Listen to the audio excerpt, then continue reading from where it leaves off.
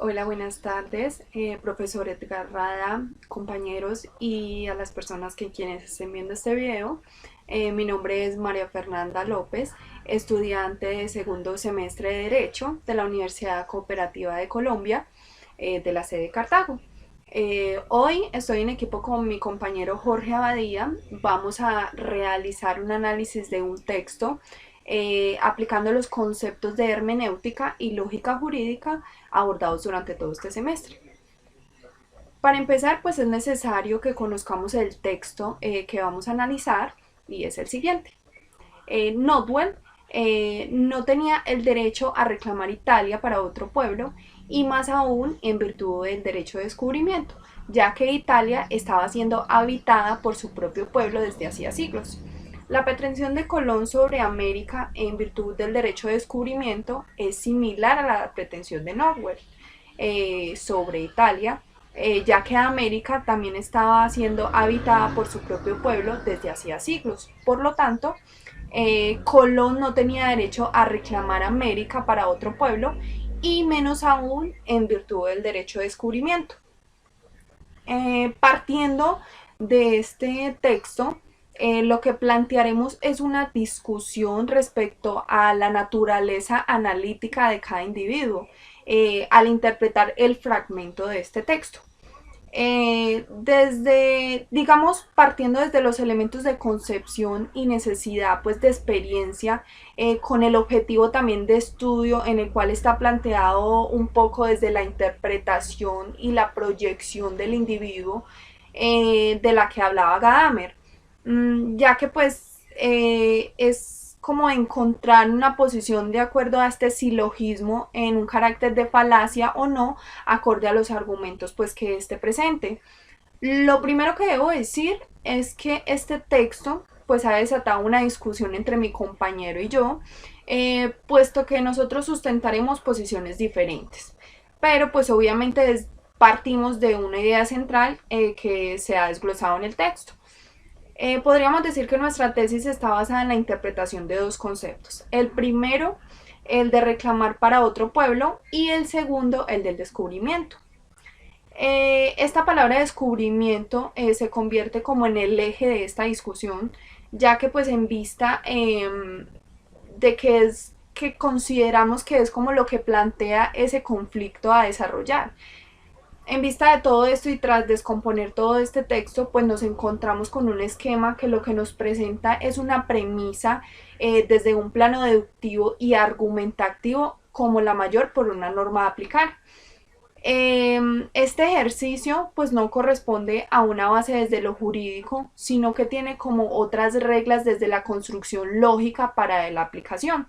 Ya que esto pues incluso y desde un análisis lógico y pues también podríamos decir que un terreno empírico, este sentido común dicta que no es posible que tú puedas descubrir algo si alguien más ya lo ha hecho, o no depende como de una situación de interpretación el hecho de que yo desconozca algo que no me otorga como el derecho de apropiarme de eso. Un ejemplo podría ser, es decir, usted que está viendo este video, el hecho de que yo no conozca su casa no me da ningún atrevimiento de llegar hasta allí a ocuparla bajo la premisa de que la he descubierto.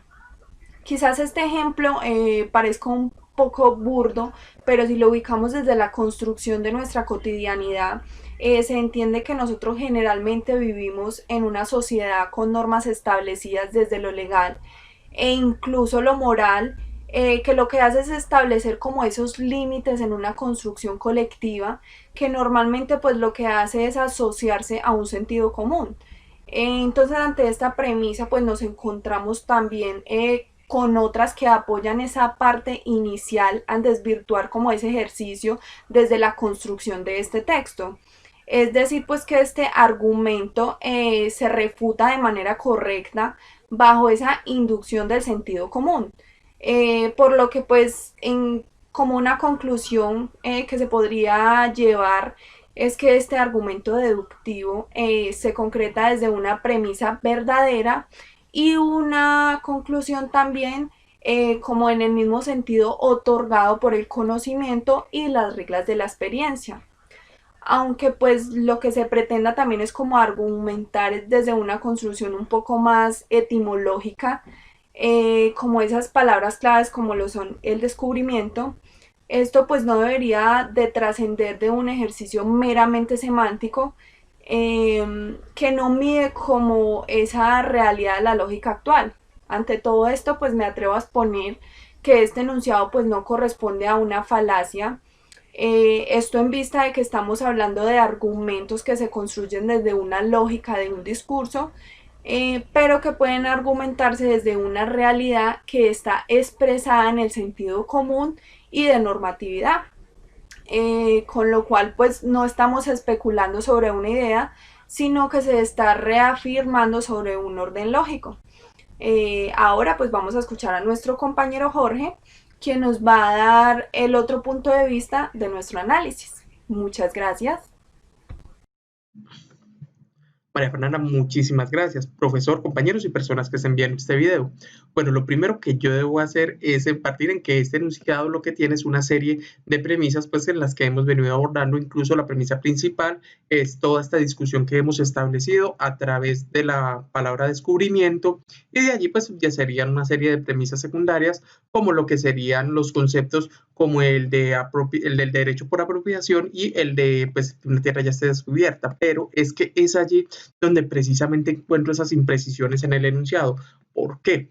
Porque en primera medida, y de acuerdo pues un poco también como a lo planteado por Gadamer en su círculo hermenéutico, todo esto se va desde una base fenomenológica donde se trata de establecer un vínculo entre prejuicio, tradición e incluso autoridad. Quizás en este caso este prejuicio se constituye a través de establecer una lógica de sentido actual, desconociendo una realidad histórico-temporal que es en la que se daría, digámoslo así, evidentemente pues el hecho que se menciona en el enunciado.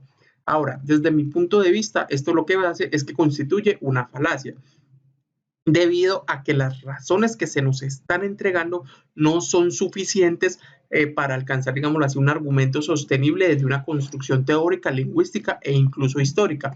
Esto debido a que estamos trabajando en base, digámoslo así, a suposiciones y estableciendo una lógica actual en un contexto y un espacio que estamos desconociendo.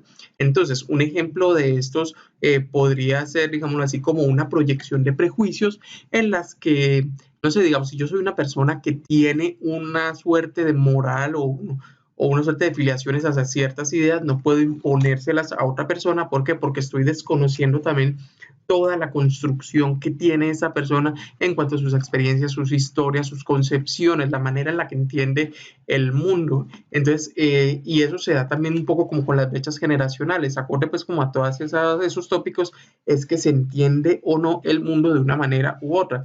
Entonces, esto es lo que pasa un poco con eso, o sea, es una proyección de prejuicios. Ahora, si lo analizamos desde el contexto, pues, histórico en el que se daría la situación, Colón no pretendía en ningún momento, pues, llegar a las Américas como tal. Él lo que quería era buscar unas rutas para la India, lo que se conocía, pues, como la ruta de la seda, y ya sea por errores humanos o de otra índole, termina llegando a las Américas. Ahora, ¿qué es lo que pasa allí? Al él llegar a las Américas configura realmente un descubrimiento. ¿Por qué? Porque es que llega un terreno desconocido. Es más, el diccionario de la Real Academia de la Lengua Española lo que nos está haciendo o lo que nos está definiendo es la palabra descubrimiento como hallar algo que estaba ignorado o desconocido, principalmente tierras o mares.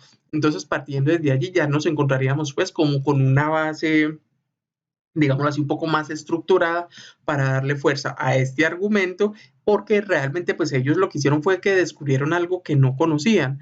Ahora, también, entonces este término de descubrimiento tendría un carácter de validez, pero el de apropiación también, porque si nosotros lo analizamos de nuevo desde el contexto histórico, lo que estaría pasando es que estos ejercicios de expansión y de dominación pues de un pueblo sobre otro eran naturales, eran reconocidos. Es más, ¿qué pasaba? Que esto entonces hacía parte de la construcción del sentido común de la época. Entonces ahí ya estaríamos hablando de una lógica y ubicándonos pues en circunstancias de modo, tiempo y lugar. Es por tanto que lo que se está haciendo acá es una falacia y ahora que también acude más a lo que sería una razón ad hominem. ¿Por qué? Porque es que se está acusando más como a la persona que al contexto de los hechos como tal. Entonces, es decir, Norwell y Colón se les está, digamos así, como en cierta medida juzgando por el derecho de ese funcionamiento lógico actual, porque se les está, sí, en cierta medida casi que sentenciando por una actividad pues que era normal en un accionar de una época completamente diferente.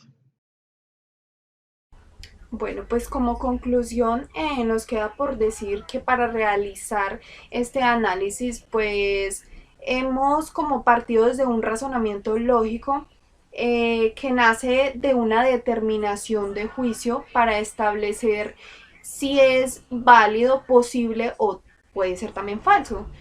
Pasamos también pues como por un escenario el cual se convierte en algo deductivo y argumentativo que nos ayuda como a llegar a un modelo aristotélico del silogismo desde lo retórico a través del uso de ejemplos para llegar como a un conflicto de situaciones que dependen de la interpretación de cada uno de los polisilogismos. Bueno, y es que esto es lo que ha sido interesante, pues digámoslo así, dentro de este ejercicio, porque nos hemos encontrado, digamos, como con una suerte de dualidad o de complejidad dentro del mismo. Sentimos pues que esto lo que hace es que concede múltiples interpretaciones y múltiples construcciones a la vez.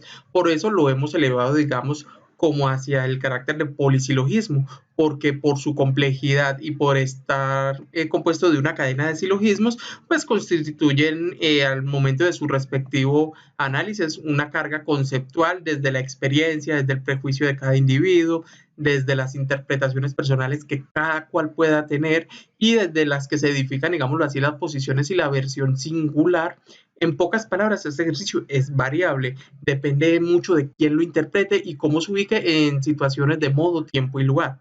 Ahora, por otro lado, esta conclusión también está construida muy gracias a las interpretaciones de Gadamer, pues en las cuales se expresaban situaciones como que todo parte de un determinado juicio para ver si algo es válido o no, o también además pues que había que separarse un poco de sí mismo. Entonces ante esta situación pues lo que sucedía era que se debía estar implicado en una acción múltiple entre lo que se quería, digámoslo así, descifrar, entre lo que se entendía y la forma en que se entendía. Tal y como nos sucedió a nosotros en este ejercicio, en el cual pues se han entregado ambas posiciones de acuerdo pues a la construcción conceptual de cada uno de nosotros, de esa forma en que entendemos, de esa forma en la que hemos concebido el mundo y en especial, digámoslo así, como toda esa carga informativa que tenemos, pero es desde allí que quizás la conclusión que nosotros tenemos es que nos atrevemos a plantear esto como una suerte de silogismo abierto. ¿Por qué? Porque acorde incluso con lo que nos decían los autores, este tiene variables que son las que condicionan su interpretación y una de esas variables es el componente humano que es quien esté en ese ejercicio. Profesor, compañeros, esto ha sido todo por hoy. Agradecemos mucho su atención. Muchísimas gracias.